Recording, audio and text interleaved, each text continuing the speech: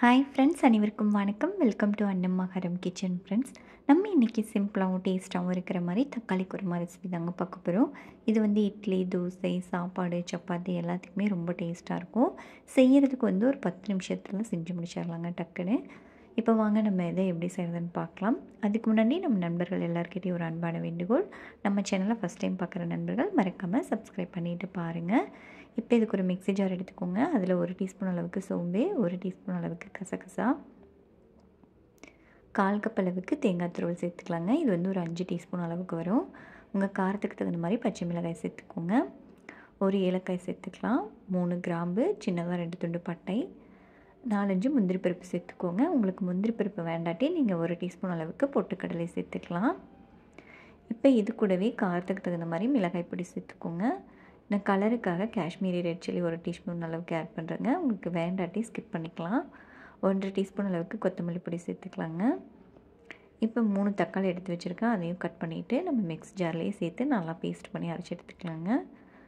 கொஞ்சமாக தண்ணி சேர்த்து இதை நல்லா பேஸ்ட் அரைச்சி எடுத்துக்கோங்க. இது இருக்கட்டும். இப்போ நம்ம தாளித்து விட்டுறலாம்.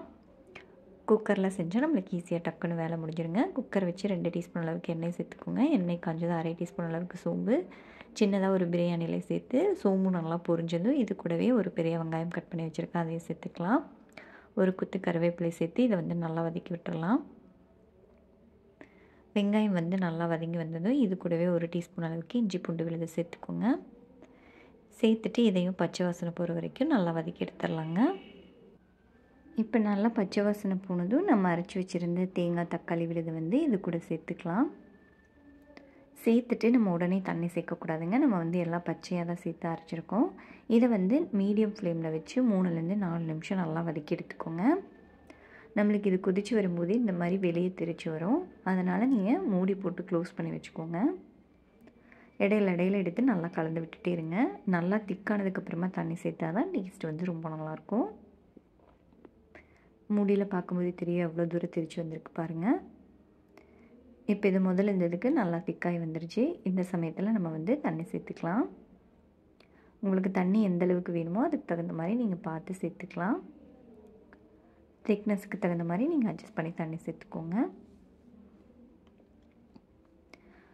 இப்போ கொஞ்சம் தண்ணி பத்தாத மாதிரி இருக்குது, ரொம்ப கெட்டியாக இருக்கிற மாதிரி இருக்குது. நான் இன்னும் கொஞ்சம் தண்ணி சேர்த்துக்கிறேங்க. இப்போ இது கூடவே தேவையான அளவு உப்பு சேர்த்துக்கலாம். இப்போ இதை நல்லா கலந்து விட்டுட்டு இது கூடவே நம்ம கொஞ்சமாக கொத்தமல்லி தழை சேர்த்துக்கலாம். கொத்தமல்லி தழை சேர்த்து கலந்து விட்டு நம்ம மூடி போட்டு க்ளோஸ் பண்ணிக்கலாங்க. இதை வந்து 3 விசில் விட்டு எடுத்துக்கலாம். மீடியம் ஃப்ளேமில் வச்சு 3 விசில் விட்டு எடுத்துக்கோங்க. இப்போ விசில் வந்து ப்ரெஷர் இறங்கிடுச்சு. இப்போ நம்ம ஓப்பன் பண்ணி பார்க்கலாம். பாருங்கள், பார்க்குறதுக்கே நல்லா கலர்ஃபுல்லாக இருக்குது, டேஸ்ட்டும் நல்லாயிருக்கும். இப்போ இதை நம்ம கலந்து விட்டு பரிமாறிக்கலாம். கண்டிப்பாக இந்த சிம்பிளான ரெசிபியை ட்ரை பண்ணி பாருங்கள். டக்குன்னு காலையில் பிரேக்ஃபாஸ்ட்டுக்கு நீங்கள் சட்னி செய்யணும் அப்படின்னு நினச்சிங்கன்னா இதை ட்ரை பண்ணுங்கள்.